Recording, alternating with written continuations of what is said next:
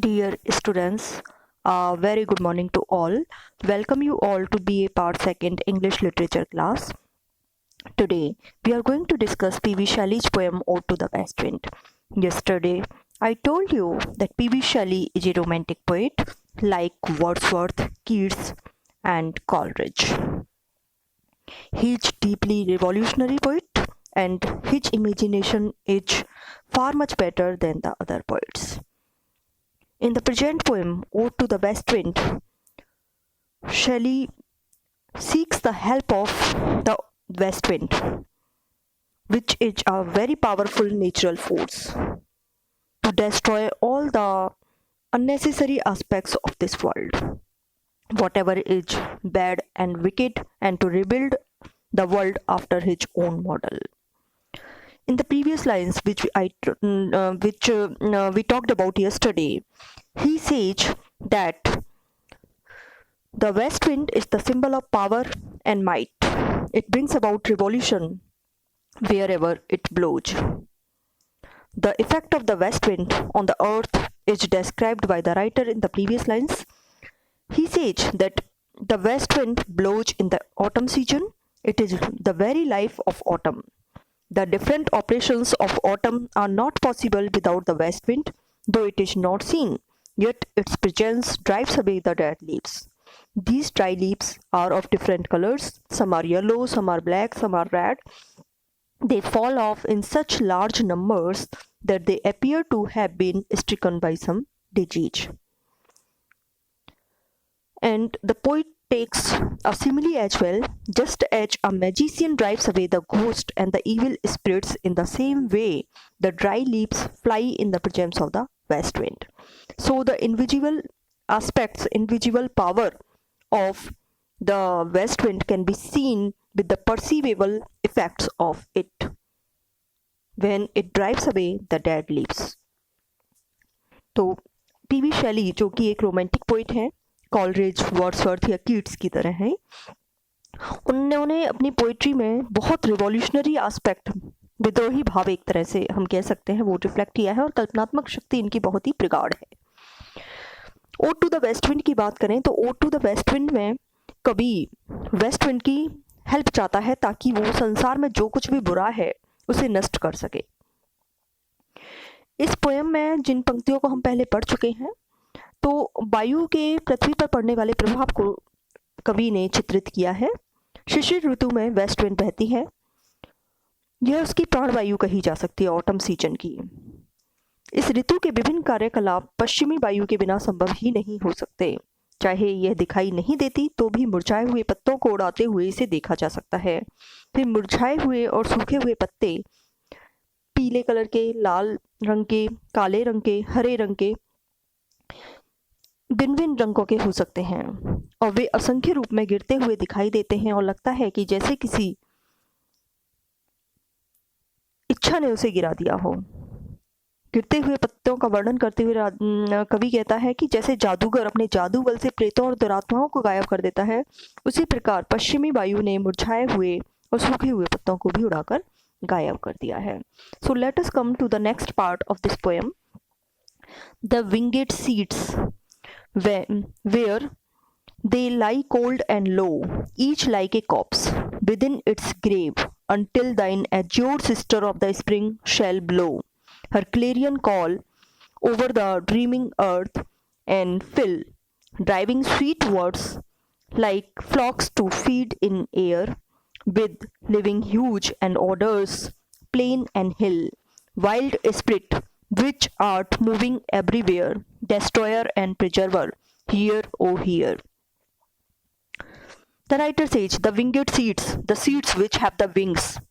ऐसे लग रहा है कि जितने भी बीज हैं उनको पंख लग गए हैं, मतलब हवा उड़ा करके ले जाती है सीड्स को.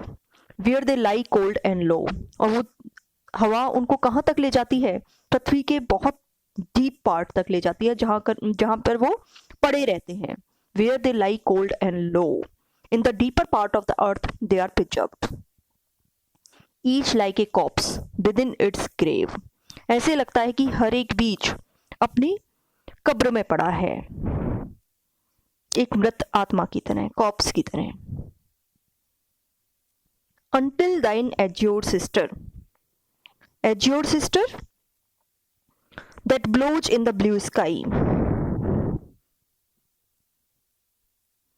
Until thine means your azure sister of the spring season को उसकी azure sister कहा गया है. Of the spring shall blow. ये बीज उस समय तक अपनी ग्रेव में पड़े रहते हैं, पृथ्वी के नीचे पड़े रहते हैं जब तक कि स्प्रिंग सीजन जो है वो नहीं आता. Her clarion over the dreaming earth. Her clarion means trumpet. Dreaming earth, man and nature seem to have gone to sleep during the winter season. The west wind wakes them up.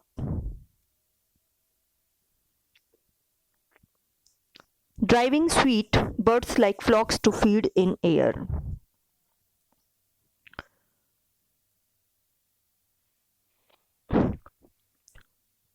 Driving sweet birds like flocks to feed in air मतलब spring season में ये सारे जो बीज पृथ्वी के बहुत नीचे पड़े हुए थे वो किस में परिवर्तित हो जाते हैं? छोटे छोटे प्लांट्स में परिवर्तित हो जाते हैं. और ऐसे लगता है कि जैसे कि सारे जो बर्ड्स निकल आई हैं उनमें फ्लावर्स निकलने वाले हैं. वो एक ग्रुप में इकट्ठा होकर के हवा में नाच रहे हैं. Flocks to feed in air with living huge and odors plain and hill. Living huge, multicolored vegetation and sweet scented flowers. With living huge and odors plain and hill. They can be seen in all the plain areas and the hilly areas as well. Wild spirit. Wild spirit, the west wind is mighty and all pervading. Which art moving everywhere, which is moving everywhere in each and every direction. Destroyer and preserver, hear, O hear. You are a preserver, you preserve the seeds for the forthcoming time. And you are a destroyer as well. You destroy all the things which are not necessary. जैसे pale leaves जो हैं उनको वो destroy कर देती है. पुराने जो पेड़ हैं, पुराने जो पत्ते हैं उनको वो नष्ट कर देती है, लेकिन जो नए बीज हैं उनको वो preserve कर देती है. So, destroyer and preserver. The west wind destroys the decayed leaves, etc., and preserves the seeds for fresh growth. Hear, O hear. Shelley appeals to the west wind here. In this stanza, the poet describes the activities of the west wind on earth, where it is a great destroyer and preserver. So, the poet describes the power and activities of the west wind on the earth. The poet says that the west wind scatters the winged seeds and drives them to their dark, cold beds under the earth. There, like dead bodies, the seeds lie in their graves, unable to move or rise until the spring season comes. The poet calls spring the sister of autumn season and of the west wind, but while autumn is dull and gloomy, spring is marked by light breezes and blue skies. So, the spring comes with its light breezes and blue skies. She blows her trumpet in order to awaken the sleeping earth. With the coming of spring, nature wakes to a new life. Hence, the poet imagines that the spring blows a trumpet in order to arouse the earth, just as a trumpet is blown to call soldiers to duty. On hearing the calls of the trumpet, the seeds come out of their graves. The poet compares the spring season to its shepherd. Just as a shepherd takes his flock of sheep to the fields in order to graze them, similarly, the spring drives the seeds out of the birds in which they are shut into the open air. With the coming of spring, birds and flowers begin to bloom and feed in the air, just as sheep roam about and feed in the field. Again, writer says that what is the effect of the west wind on the trees and land? The west wind drives before it the decaying leaves of the trees. It also carries the winged seeds to the places where they are protected during bitter winter. These seeds sprout into flowers of various colors when the spring comes. The west wind is therefore depicted in its double role of a destroyer and as well as preserver. It destroys that which is decaying and is no longer useful. The west wind appeals to Shelley's tempestuous temperament, especially in its wild aspect.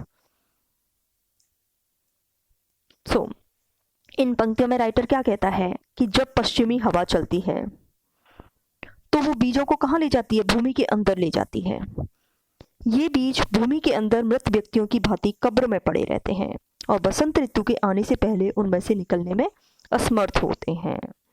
कवि बसंत ऋतु को पतझड़ और पश्चिमी हवा की बहन बताता है, सिस्टर कहता है, जोर सिस्टर। बसंत अपनी ज्योति और गुनगुनाहट के साथ सामने आती है। बसंत ऋतु रोशनी और नीले आकाश के साथ आती है, इसीलिए एज्योर सिस्टर कहा गया है। वह अपना क्लेरियन कॉल बिगुल बजाती है ताकि पृथ्वी, जो कि अभी तक सोई पड़ी थी, वो जाग सके।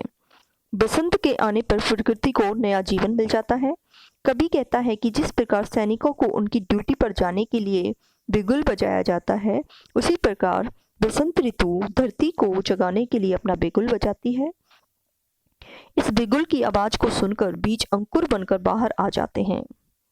फिर कवि बसंत ऋतु की तुलना गडरिये से करता है, फ्लॉक्स टू फीड इन एयर, जब वो कहता है जिस प्रकार गडरिया अपने भेड़ों के झुंड को चराने के लिए जंगल में ले जाता है, उसी प्रकार बसंत ऋतु बीजों को कलियों के अंदर से बाहर खुली हवा में ले आती है।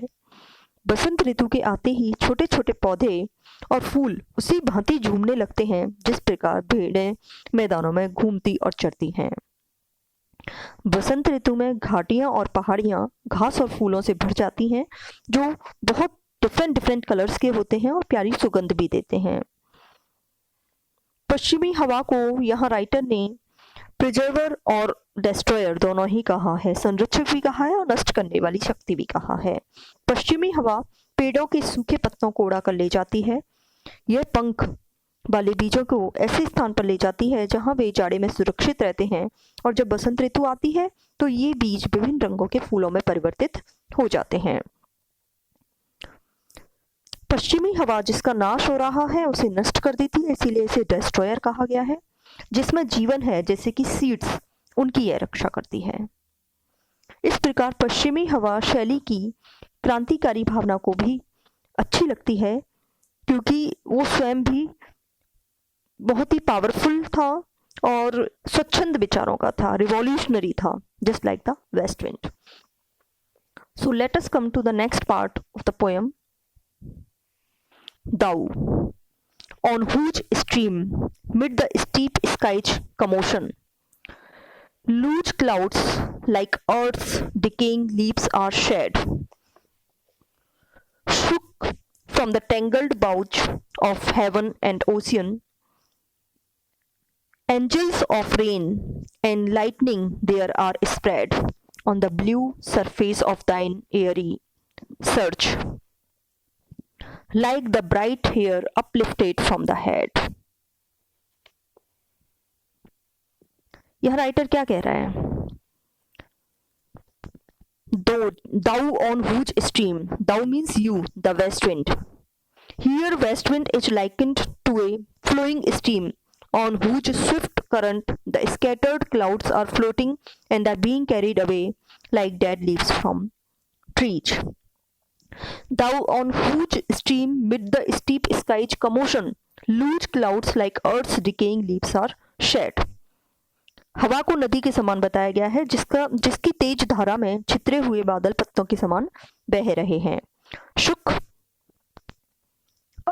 shaken, stream, current, steep sky's commotion, violent atmospheric disturbances as the wind sweeps up the sky.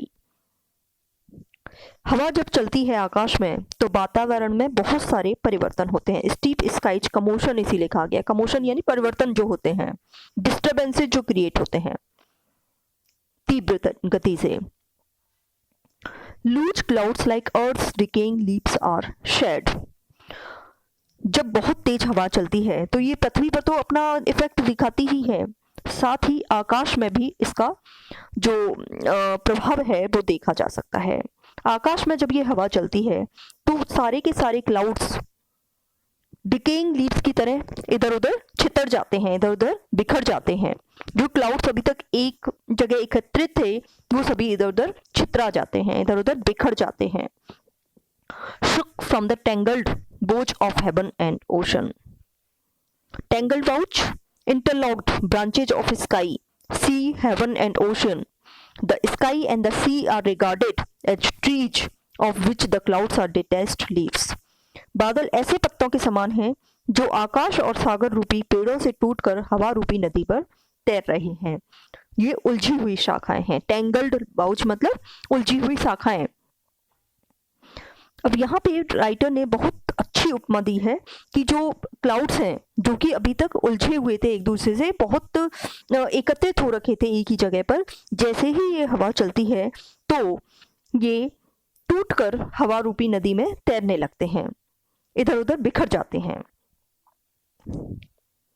Angels of rain and lightning. अब जब क्लाउड्स इधर उधर बिखरते हैं, इधर उधर तैर रहे होते हैं, आकाश में बहुत सारे क्लाउड्स होते हैं, तो क्या होता है? बारिश भी होती है, लाइटनिंग भी होती है। There are spread on the blue surface of thine airy surge. Airy surge, the tide और sweep of air in the sky. जब बहुत तेज हवा आकाश में चलती है, blue surface, the cloudless atmosphere appears blue. और जब बादल इधर उधर छितरा जाते हैं, इधर उधर बिखर जाते हैं, तो आकाश जो है वो कैसा लगता है? एकदम ब्लू लगता है, डीप ब्लू कलर का। Blue surface, the cloudless atmosphere appears blue. Of some fierce maenad frenzied female worshipper of wine god who moved about in great intoxication with flaming torches and flowing locks.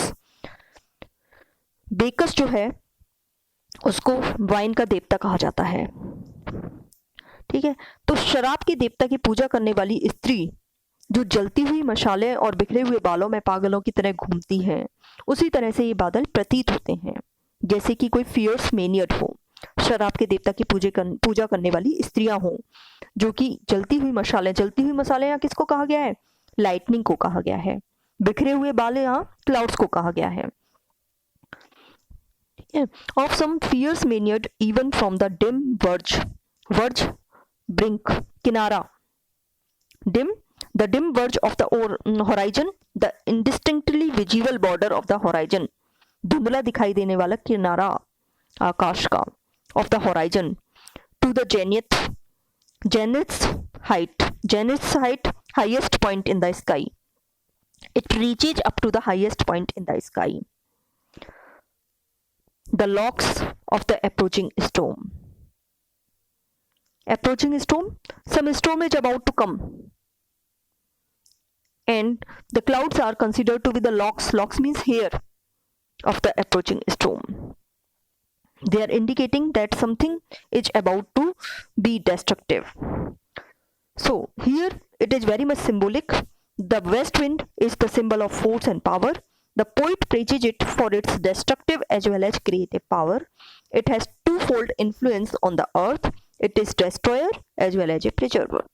It drives away the dead leaves. It also buries the seeds under the earth, where they lie protected all through winter and sprout in the spring. Here again the writer says that the great disturbance caused by the west wind, when it blows through the sky, the clouds are the leaves of two mighty trees, the ocean and the sky. And the west wind is a stream that sweeps away these leaves. These clouds get scattered over the blue surface of the sky and spread all over it from the extreme boundary of the horizon to the highest point in the sky. They are the messengers of rain and lightning and are the locks of the approaching storm.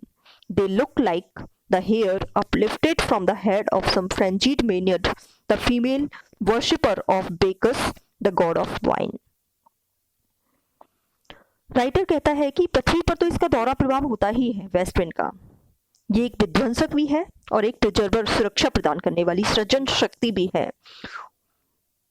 उसी प्रकार से आकाश में भी प्रवाहित होने वाली पश्चिमी हवा अवरोधों, इससे उत्पन्न होने वाले अवरोधों का कवि वर्णन करता है। बादल मानो इस हवा के सामने पेड़ों के पत्ते हैं।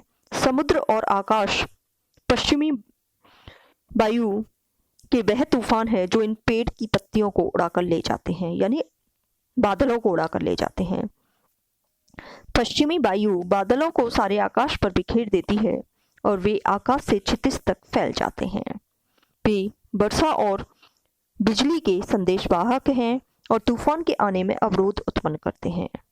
वे किसी पुजारिन, जो कि सुरा की देवी की पुजारिन है, के उन्नत केशों से ऊपर उठे हुए दिखाई देते हैं, जैसे कि वो फ्रेंजीड होकर, पागल होकर, उन्मत्त होकर के नाच रही हैं और उनके बाल इधर उधर बिखरे हुए हैं। उसी तरह से ये क्लाउड्स जो कि आकाश में इधर उधर बिखरे हुए हैं वो भी दिखाई देते हैं। Let us come to the next part. Thou dirge of the dying year, to which this closing night will be the dome of a vast sepulchre, vaulted with all thy congregated might of vapors, from whose solid atmosphere black rain and fire and hail will burst. O hear. Thou dirge. Dirge means funeral song, मृत्यु गीत, जो कि किसी की मृत्यु पर गाया जाता है। Thou here refers to the west wind. You are the funeral song of the dying year. Of the dying year means the year that is about to be ended. जो साल, जो वर्ष खत्म होने वाली है, उसके लिए तुम मृत्यु गीत की भांति हो। To which the closing night will be the dome of a vast sepulchre. Vaulted, roofed, the dome being made of. Sepulchre, burial place, दफनाने का स्थान। उस दफनाने के स्थान पर ऐसे लग रहा है कि एक गुंबज बन गया हो। Of which this closing night will be the dome of a vast sepulchre, vaulted with all thy congregated might. Vaulted, roofed, congregated might, collected vapor and clouds indicating the power of the wind. जो बादल और बाष्प इकट्ठी हो गई है वो है हवा की शक्ति के प्रतीक हैं ये। Of vapours, from whose solid atmosphere heavy with clouds, the atmosphere which is made heavy with the presence of the clouds. Black rain and fire lightning, black dense rain, the clouds which are dense, काले बादल जो हैं उनसे क्या हो रहा है, बारिश हो रही है। एंड फायर, और लाइटनिंग हो रही है। फायर यहाँ फायर नहीं है, अग्नि नहीं है, बल्कि लाइटनिंग है, बिजली का कौंदना है। एंड हेल मीन्स ओले जब गिरते हैं, हेल स्टॉर्म हम कहते हैं ना, ओले गिर रहे हैं, ओलों की बौछार हो रही है, ओलावृष्टि। Hello storm will burst, they will come down on the earth from the clouds. Rain, lightning and hail will burst into the surrounding darkness. Oh, here again the writer wants to indicate the west wind to listen to his voice. So the poet said, the poet imagines the whistling sound of the west wind to be the dirge of the dying year. The year is dying, the west wind is the funeral song over the death of the year. A huge tomb will also be erected over the dead year. The darkness of the night, which is spreading over the earth, will serve as the dome of that tomb. The dense mass of the clouds will form the ceiling of the vast grave. From the dense clouds in the sky, forming this ceiling, there will fall rain, lightning, and hailstorm upon the earth. In the end, the poet appeals to the west wind to listen to his prayers. कवि कहता है कि जब पश्चिमी हवा चलती है तो उसकी जो आवाज़ होती है, वो आवाज़ जो कि सीटी जैसी आवाज़ होती है, वो समाप्त होते हुए वर्ष के शोक गीत की भांति है, डिर्ज की भांति है। वर्ष जो है वो समाप्त हो रहा है, साल का अंतिम समय है। पश्चिमी हवा समाप्त हो रहे वर्ष का शोक गीत है रात का अंधकार जो कि पृथ्वी पर चारों ओर फैला हुआ है उस मकबरे के गुंबद का काम करेगा, जो कि समाप्त होते हुए वर्ष के लिए बनाया जाएगा। घने बादल जो है वो इसके अंदर की छत बन जाएंगे, वर्षा होगी, वहां पर बिजली चमकेगी और ओले गिरेंगे। अंत में कवि पश्चिमी हवा से उसकी प्रार्थना स्वीकार करने की विनती करता है। So this is all for today. If you have any problem in this poem, then you can talk to me, and I have also sent a handout to you regarding the symbolic aspect of the west wind and ode to the skylark as well, which is prescribed in your syllabus. ode to the skylark and ode to the west wind poem में जो symbols writer ने use किए हैं, जिनकी हम बार बार चर्चा कर रहे हैं इस पोएम में, उसके लिए मैं एक PDF फॉर्मेट में फाइल आप लोगों को भेज चुकी हूँ। तो आप ध्यान से पढ़ें और इस पोएम को अच्छे से पढ़ें, क्योंकि ये बहुत ही इम्पोर्टेंट पोएम है। Thank you all.